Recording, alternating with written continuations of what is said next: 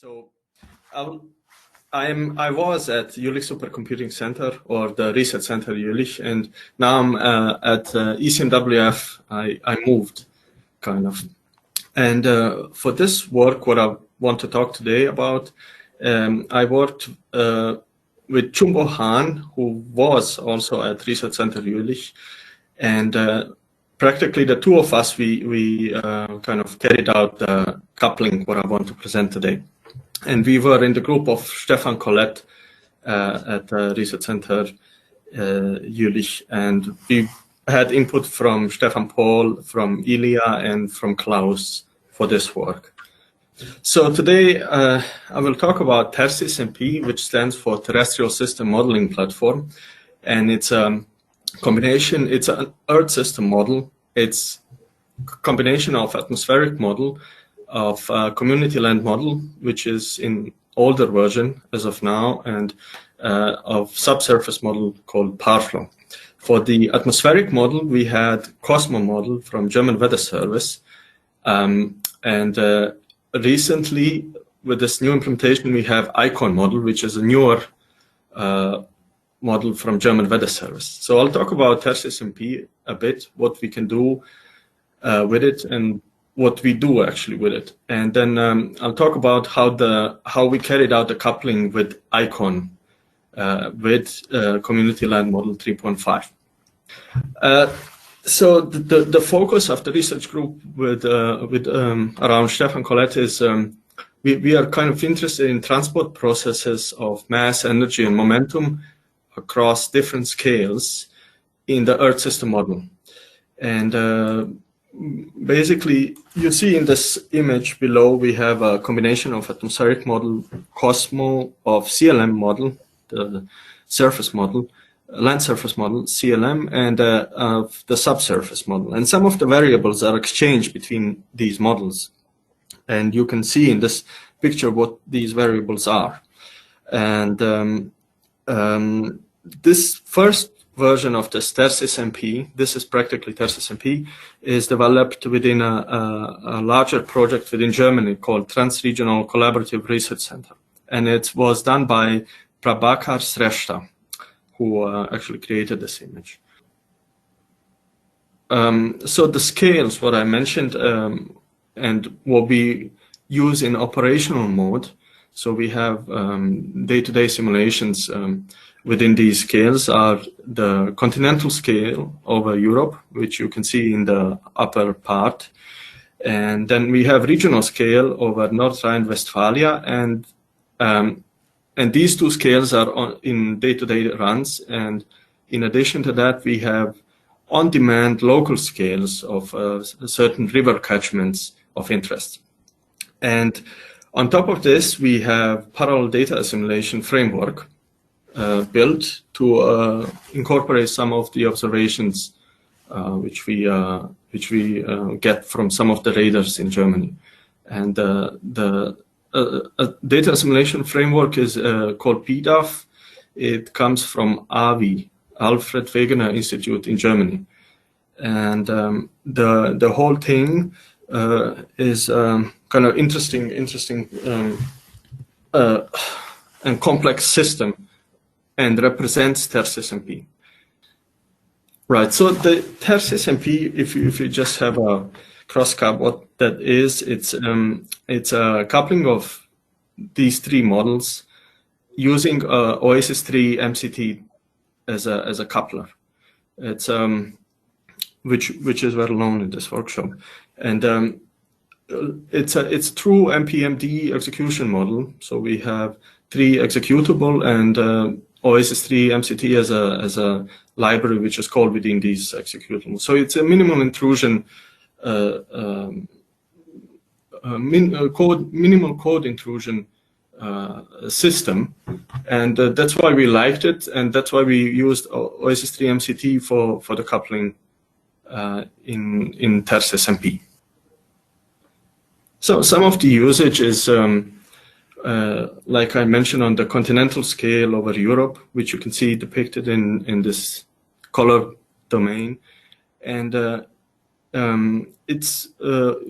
we use it in one of the projects in Germany for example, Helmholtz Earth System Model project to analyze hydrometeorological extreme events of certain interest within this project. But a colleague of mine, Karina Forusho, is carrying out these simulations using TerrSysMP.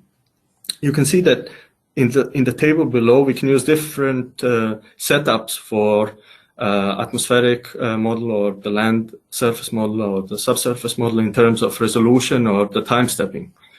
And you can also see that we use different input data independently of the system, and yet coupling works just fine. Another usage is within a high definition climate prediction convecting permitting project. I think it's like that. Don't take me for granted there. It's with my colleague who helped me in the coupling of these, with Chumbo Han, who was looking at the distribution of different moisture distribution of moisture on the land surface, how it influences the connective boundary layer or the cloud formation. And you can see in these two plots below, you can see cloud cover, the change of cloud cover in various cases of water moisture distribution in the land. So the total moisture is constant, and it's just distributed in different ways in these pictures. And he studied the influence on the cloud cover in the left plot down, and on the cloud top and cloud base in the right picture on the below. And the reason why we choose ICON is it's a newer dynamical core at German Weather Service. It has better mass conservation properties. Grid elements are better resolving the pole.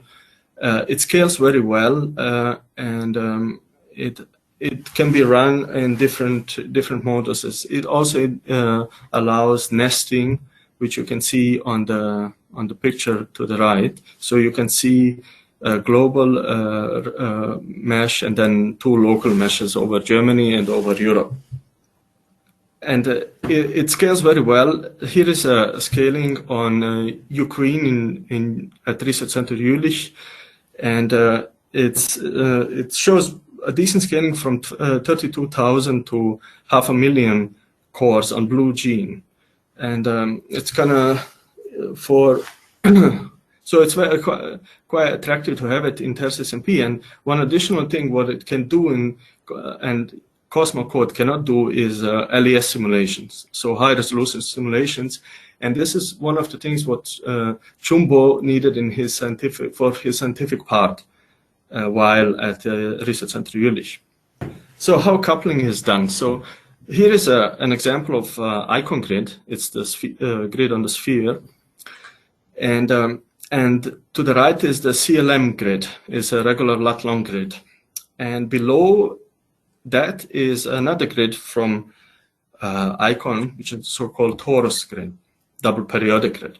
So ICON supports these two grids, double torus grid and the spherical grid, and I have to pass information from there to the regular lat-long grid on CLM. The problem is that the ICON grid on the sphere in particular is unstructured, and OSIS-3 MCT was not supporting that at the time. So I had to use a different way to provide the so-called remapping files, remapping between these two grids. So I was using CDO, Climate Data Operator, to get a remapping weights from CLM grid, regular lat-long, to ICON. And in my case, this worked just fine. So the variables I was exchanging between ICON and CLM, I was lucky in a way that there was already Cosmo CLM coupling provided. So I had a very good idea of what variables I should extract from ICON model and pass to CLM and vice versa. And So a lot of work was on the side, on icon side, on the side of atmospheric model, and it was basically the most demanding thing in the sense that you had to figure out a way where to accept the variables from CLM and how to prepare variables for icon and pass through OSS3 MCT.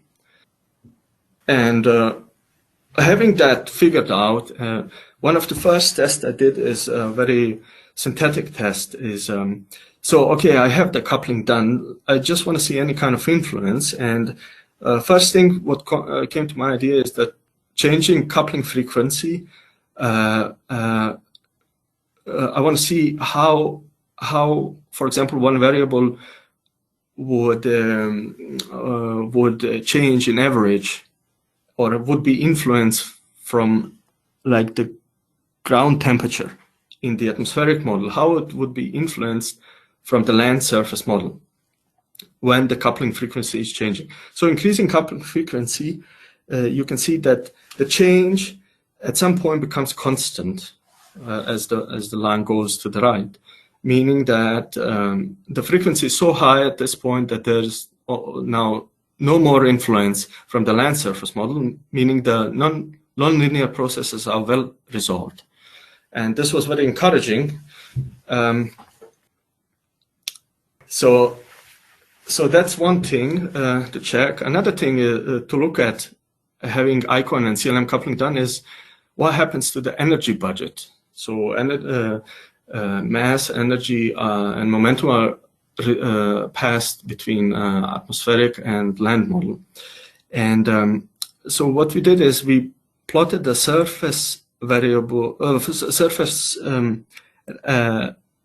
sensible heat, latent heat, ground flux, net radiation from atmospheric model, and then in the solid line, and in the dashed line you have the same variables seen from land model in the dashed line, and you can see they overlap almost. You see no difference, and this means it's quite good. So the energy budget is satisfied and it's consistent between the two models.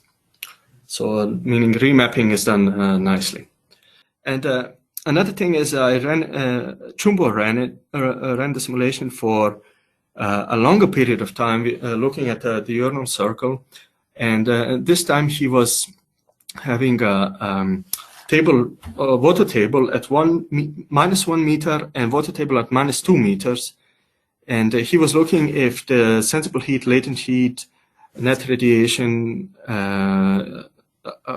if they are performing well in this coupled TerrSysMP model with icon and CLM. And I will not explain, but this looks okay in his simulations. Oh, the scaling, right? So the scaling is quite good. You can see the ideal scaling in the solid line, and you can see icon alone scaling, which is a cyan line, and it's a bit better than the coupled run. But nice thing is about it, it scales quite well. The only problem is that there is a certain overhead as we move to a higher number of processes. I looked at Intel vTune API, and I've seen that 35% is on MPI wait all, which is, yeah, which sounds awful, but yeah, it's maybe not so bad in a way. But just wanted to report this number. So I added icon instead of Cosmo in an Earth system model called TerrSysMP. And I've satisfied the energy conservation, and I've run some of the different code analysis tools on it. And yeah, I hope it was interesting for you. Thank you.